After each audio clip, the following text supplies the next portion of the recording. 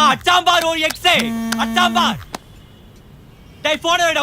ஒரு டைரக்டரோட 2வது படம், அதே டைரக்டர் அந்த படத்தில் நடிகராக வந்து இன்ட்ரடியூஸும் ஆகுறாரு. ஸோ அந்த நடிகரோட முதல் படம், அதாவது மிகப்பெரிய நடிகர்கள்னு சொல்லக்கூடியவங்களோட முதல் நாள் வசூல் வந்து இவருக்கு அதிகமாக வருது. முதல் படத்திலே வந்து அதிகமாக வருது அப்படின்னா அது எவ்வளோ பெரிய விஷயம். ஆமாங்க, இந்த லவ் டுடே முதல் நாள் வசூலுங்கிறது உச்சத்தை தொட்டிருக்கு. எவ்வளோ வசூல் பண்ணியிருக்கு அப்படிங்கிறத பார்ப்போம்.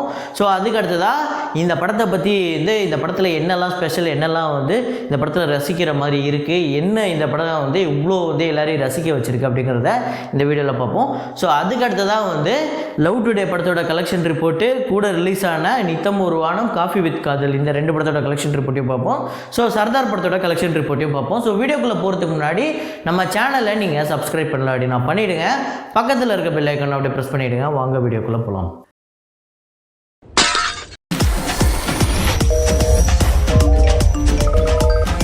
ஸோ நேற்று நவம்பர் 4ஆம் தேதி 3 படம் ரிலீஸ் ஆகிருக்கு. காஃபி வித் காதல், அப்புறம் வந்து லவ் டுடே, அப்புறம் வந்து நித்தம் ஒரு வானம்.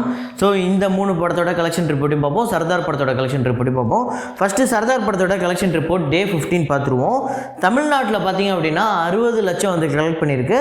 வேர்ல்டு வைடு பார்த்தீங்க அப்படின்னா 75 லட்சம் வந்து வசூல் செஞ்சுருக்கு 15வது நாள். ஸோ சர்தார் படத்தோட டோட்டல் கலெக்ஷன் பார்த்தீங்க அப்படின்னா தமிழ்நாட்டில் 69 கோடி வந்து கலெக்ட் பண்ணியிருக்கு. ஸோ ஆந்திரா தெலுங்கானாவில் 12 கோடியே 15 லட்சம் வந்து கலெக்ட் பண்ணியிருக்கு. ஸோ வேர்ல்டு வைடு அப்படிங்கிறது 90 கோடியே 25 லட்சம் வந்து வசூல் பண்ணியிருக்கு. சர்தார் படத்தோட 15 நாள் நிலவரம். ஸோ இந்த படம் 100 கோடி வசூல் எட்டுமா எட்டாதா அப்படிங்கிறத நம்ம பொருந்தா பார்க்கணும். ஆனால் லவ் டுடே ஒரு பயங்கரமாக போய்கிட்டு இருக்கு. அதனால் அதில் ஒரு பெரிய டவுட் இருக்குது, இந்த படம் 100 கோடி வருமா வராதான்னு. ஸோ அதுக்கடுத்து தான் வந்து காஃபி வித் காதல் படத்தோட டே 1 கலெக்ஷன் பார்த்தீங்க அப்படின்னா தமிழ்நாட்டில் 75 லட்சம் வந்து வசூல் செஞ்சுருக்கு. வேர்ல்டு வைடு பார்த்தீங்க அப்படின்னா 1 கோடியே 5 லட்சம் வந்து வசூல் பண்ணியிருக்கு. காஃபி வித் காதல் சுந்தர் சி அவர்களோட டைரக்ஷனில் ஸ்ரீகாந்த், ஜீவா, ஜெய், ஸோ இவங்கெல்லாம் நடிச்சிருக்காங்க. ஸோ இந்த படத்துக்கு முதல் நாள் வசூல் அப்படிங்கிறது 1 கோடி. இந்த படமுமே வந்து ஸோ விமர்சனம் அப்படிலாம் பார்க்கும்போது நிறைய பேர் படத்தை தேட்டர்லேருந்து பார்த்துட்டு வரும்போது ஸோ வழக்கமாக இருக்கிறது தாங்க, ஆல்ரெடி இந்த காமெடிலாம் பார்த்தாச்சுங்க அப்படின்னு சொல்கிறாங்க. இருந்தாலுமே நம்ம பார்த்தா தான் தெரியும், சில நேரத்தில் நம்மளுக்கு இந்த காமெடிலாம் பிடிக்கும். ஸோ அதுக்கடுத்து தான் நித்தம் ஒரு வானம் அப்படிங்கிற ஒரு படம் வந்திருக்கு, அசோக் செல்வனோட படம். ஸோ இந்த படத்தோட டே 1 கலெக்ஷன் பார்த்திங்க அப்படின்னா தமிழ்நாட்டில் 14 லட்சம் வந்து வசூல் பண்ணியிருக்கு. அப்புறம் வந்து வேர்ல்டு வைடு பார்த்திங்க அப்படின்னா 17 லட்சம் வந்து வசூல் பண்ணியிருக்கு. மொத்தமாக வந்து இந்த படத்தோட மொத்த வசூல் ஒரு நாள் கலெக்ஷன் 17 லட்சம் வேர்ல்டு வைடு, மொத்தமாகவே வேர்ல்டு வைடு கிராஸ் இது. ஸோ லவ் டுடே படத்தோட டே 1 கலெக்ஷன் உண்மையிலே நான் எதிர்பார்க்கவே இல்லை, இந்த படத்துக்கு இவ்வளோ வசூல் வரும் அப்படின்னு சொல்லிட்டு. நான் எதிர்பார்த்தது என்ன அப்படின்னா இந்த படம் வந்து ஃபஸ்ட்டு டே ஓப்பனிங் அப்படிங்கிறது ஒரு 1 கோடி வரும், நல்லா இருக்குன்னு சொன்னால் அதுக்கப்புறம் ஏறும் அப்படின்னு சொல்லிட்டு. ஆனால் இந்த படம் வந்து ஒரு விஷயத்தை ப்ரூவ் பண்ணியிருக்கு. என்ன விஷயம் ப்ரூவ் பண்ணியிருக்கு அப்படின்னா ஒரு நல்ல படம் நீங்கள் நேரம் எடுத்து செலவழித்து இந்த படத்துக்காக ஒரு நல்ல கதையை எடுத்து பெரிய ஹீரோலாம் இருக்கணும்னு அவசியம் இல்லை, பெரிய பட்ஜெட்லாம் இருக்கணும்னு அவசியம் இல்லை, நல்ல ப்ரொமோஷன் இருந்தால் போதும், அந்த தேட்டர்கள் வந்து நல்ல ஸ்க்ரீன் கிடச்சா போதும், கரெக்டான டைமில் நீங்கள் ரிலீஸ் பண்ணால் போதும் அப்படிங்கிற ஒரு பாயிண்ட்டில் இந்த படம் வந்து வசூல் அப்படிங்கிறத உச்சத்தை தொட்டிருக்கு. இந்த படம் பார்த்துட்டு நிறைய பேர் பயங்கரமாக கொண்டாடிக்கிட்டு இருக்காங்க. உண்மையிலே வேறு லெவலில் வந்துக்கிட்டு இருக்கு அந்த விமர்சனம்லாம்.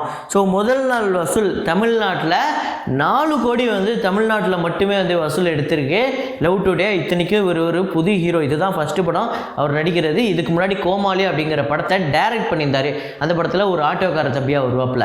அப்புறம் இப்போ இந்த படத்தில் ஹீரோவாக நடிச்சிருக்காரு. அவரோட நடிப்புமே வந்து எல்லாருமே பாராட்டிக்கிட்டு இருக்காங்க. ஸோ இந்த படத்தோட கர்நாடகாலையுமே வந்து நிறைய ஷோ வந்து ஃபுல்லாக இருக்குது அப்படின்னு சொல்கிறாங்க. ஸோ 50 லட்சம் வந்து இந்த படம் வந்து கர்நாடகாவில் வந்து வசூல் எடுத்திருக்கு. ஸோ வேர்ல்டு வைடு அப்படிங்கிறது 6 கோடி வந்து எடுத்திருக்குங்க. ஸோ ஒரு புது ஹீரோ, இதுதான் வந்து முதல் படம். இந்த படம் முதல் நாள்லேயே 6 கோடி வசூல் எடுத்திருக்கு. 2வது நாள் வசூல் இதோட அதிகமாகும் அப்படின்னு சொல்கிறாங்க. மேபி இன்னொரு சில பேர் என்ன சொல்கிறாங்கன்னா இந்த படம் 50 கோடிக்கு மேலே மேபி 100 கோடி கிராஸ் ஆகிறதுக்கு வாய்ப்பு இருக்குது. ஏன்னா இதுக்கப்புறம் பெரிய படங்கள் எதுவும் வரல, இந்த படம் எல்லாருமே ரசித்து கொண்டாடுறாங்க அப்படின்னா இந்த படத்துக்கு ஸ்க்ரீன் அதிகம் பண்ணுவாங்க. ஸோ இந்த படம் வந்து ஒரு பெரிய வெற்றி அப்படிங்கிறத வந்து எட்டும் அப்படின்னு சொல்கிறாங்க. அப்படி ஒரு வேளை இந்த படம் வந்து ஒரு 100 கோடி வசூல் எடுக்குது அப்படின்னா இதுதான் ஃபஸ்ட் டைம் ஒரு ஒரு ஹீரோ வந்து முதல் படத்திலே 100 கோடி வசூல் எடுக்கிறது. ஸோ 100 கோடி வசூல் எடுக்குமா அப்படிங்கிறதெல்லாம் அடுத்தது பார்ப்போம். ஆனால் முதல் நாள் வசூல் 6 கோடிங்கிறது மிகப்பெரிய விஷயம். இன்னைக்கு இருக்கக்கூடிய பெரிய நடிகர்கள்னு சொல்லக்கூடிய அவங்களுக்கே முதல் நாள் வசூல் 6 கோடி வரதில்லை அப்படிங்கிறது குறிப்பிடத்தக்கது. ஸோ லவ் டுடே இன்றைய காலகட்டத்துக்கான காதல் எப்படி இருக்குது அப்படிங்கிறத ஒரு காமெடி ப்ளஸ் ரொம்ப சீரியஸாக வந்து பேசப்பட்டிருக்க படம் தான் வந்து லவ் டுடே. ஸோ இந்த படத்தில் வந்து அதாவது மொபைல் தான் இன்றைக்கி எல்லாமே அப்படிங்கிறது நம்மளுக்கு எல்லாருக்குமே தெரியும். அந்த மொபைலை எடுத்து நம்ம ஓப்பன் பண்ணி பார்த்தா நம்மளோட வண்டவாளம் தண்டவாளம் எல்லாமே தெரிஞ்சிடும். நீ நல்லவனா கெட்டவனா கேடு கெட்டவனா கேவலமானவனாங்கிறது முதற்கொண்டு எல்லாமே தெரிஞ்சிடும். ஸோ அதனால் உங்கள் 2 பேரோட ஃபோனை எக்ஸ்சேஞ்ச் பண்ணிக்கோங்க. அதுக்கப்புறம் இதை வந்து யூஸ் பண்ணுங்கள். அதுக்கப்புறம் உங்கள் 2 பேருக்கு உண்மையிலே உங்களுக்கு பிடிச்சிருக்கு அப்படின்னா சொல்லுங்கள், நானே கல்யாணம் பண்ணி வைக்கிறேன் அப்படின்னு சொல்கிறாரு சத்யராஜ்.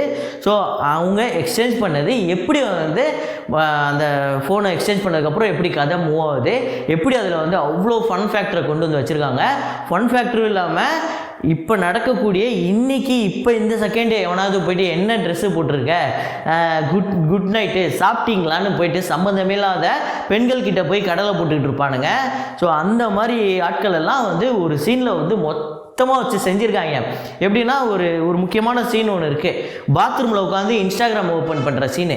அந்த சீனு தான் அப்பா அப்படியே நான் ரசிச்சுட்டேன். அப்படியே நான் வந்து இன்றைக்கி சோஷியல் மீடியாவில் யாரெல்லாம் வெறுக்கிறேனோ, யாரெல்லாம் வந்து பார்த்துட்டு இவங்கெல்லாம் என்னடா கிரிஞ்சு இருக்காங்க, இப்படி பூமராக இருக்கானுங்க, உங்களுக்குலாம் வேறு வேலையே இல்லையாடா அப்படின்னு நம்ம கேட்கக்கூடிய ஆட்கள் எல்லாரையுமே வச்சு செஞ்சுருக்காங்க. ஸோ உண்மையிலே நல்லா இருந்தது, நான் ரொம்ப ரசித்தேன். ஸோ இது மட்டும் இல்லாமல் இந்த படத்தில் ரொம்ப சீரியஸான விஷயங்களையும் பேசியிருக்காங்க. நம்பிக்கை அப்படிங்கிறது தான் இந்த படத்தோட ஒரு கருத்தாக இருக்குது. ஸோ நம்பிக்கை, இந்த ஃபோனெல்லாம் தாண்டி நீங்கள் ஒருத்தர் மேலே வைக்கிற நம்பிக்கை தாங்க. இந்த ஃபோனெல்லாம் தூக்கி தூரமாக போடுங்க. இதில் முக்கியமாக வந்து சில சீன்லாம் இருக்குது. யோகி பாபுவை வந்து இந்த படத்தில் ரொம்ப சீரியஸான கேரக்டர் கொடுத்து கிளைமேக்ஸில் வந்து அவர் பேசுகிற டைலாகாக இருக்கட்டும், ராதிகா மேம் பேசுகிற டைலாகாக இருக்கட்டும், உண்மையிலே ரொம்ப பயங்கரமாக வந்து அப்படியே மண்டைக்குள்ளே ஏறிச்சுன்னே சொல்லலாம். ஸோ இந்த படத்தில் இந்த பையன் வந்து ஒரு சின்ன பையன் வந்து ஒரு மாங்கொட்டையை போட்டுட்டு மண்ணில் போட்டு புதைச்சிட்டு டெய்லி வளர்ந்துருக்கான்னு வந்து பாப்பாப்பில். அப்படி வந்து கிடையாதுப்பா, அது விட்டுரு, நம்பிக்கை வை, அந்த மரம் வளரும் அப்படின்னு சொல்லுவாப்புல. அதுக்கப்புறம் அந்த பையன் பெருசாகி அந்த மரத்தை பார்க்கும்போது வியந்து பார்ப்பான். இவர் இந்த படத்தில் இந்த மாமரத்தை மட்டும் விதை போட்டு வளர்க்கல, இந்த படத்தை பார்க்கும்போது எல்லாருக்குமே வந்து ஒரு நம்பிக்கையை கொடுத்துருக்காரு. நம்பிக்கை அப்படிங்கிறது தான் இந்த படத்தோட ஒரு மாரல் ஸ்டோரியாக இருக்குது. ஸோ உண்மையிலே எல்லாருமே தேட்டரில் பார்க்கக்கூடிய ஒரு மிக சிறந்த படமாக அமைஞ்சிருக்கு. பிரதீப் ரங்கநாதன் அவர்களோட எழுத்துக்கும் அவரோட இயக்கத்துக்கும் அவரோட நடிப்புக்குமே வந்து இந்த படம் வந்து ஒரு அடுத்த கட்டத்தை கொண்டு போயிடுச்சு அப்படின்னு தான் சொல்ல முடியும். ஸோ இந்த படத்தோட 2வது ஹீரோ அப்படின்னு நான் பார்க்குறது யுவன் சங்கர் ராஜா. உண்மையிலே எமோஷ்னல், அந்த எமோஷ்னலை வந்து அப்படியே நம்மளுக்கு கனெக்ட் பண்ணுது அப்படிங்கிறது யுவன் சங்கர் ராஜா. உண்மையிலே எல்லாமே நல்லா இருந்தது. முக்கியமாக அந்த ஹீரோயின் அவங்க வந்து இந்த படத்தில் வழக்கமாக இந்த மாதிரி படங்கள்லாம் சும்மா ஒரு இந்த மாதிரி, அதாவது இந்த மாதிரி பெண்களை கலாய்க்கிற மாதிரி இருக்கும், அவங்கள வந்து ரொம்ப கெட்டவங்களாக காட்டுவாங்க. ஆனால் இந்த படத்தில் இந்த ஹீரோயினுக்கு ஒரு முக்கியமான வேல்யூ கொடுத்து முக்கியமாக நல்லா நடிக்கக்கூடிய ஒரு ஸ்கோப்பு கொடுத்துருக்காங்க. உண்மையிலே அதுக்கு இந்த டைரக்டருக்கு வாழ்த்துக்கள். இந்த படத்தை நீங்கள் தேட்டரில் பார்க்கக்கூடிய ஒரு படமாக அமைஞ்சிருக்கு. தயவு செஞ்சு மிஸ் பண்ணாதீங்க.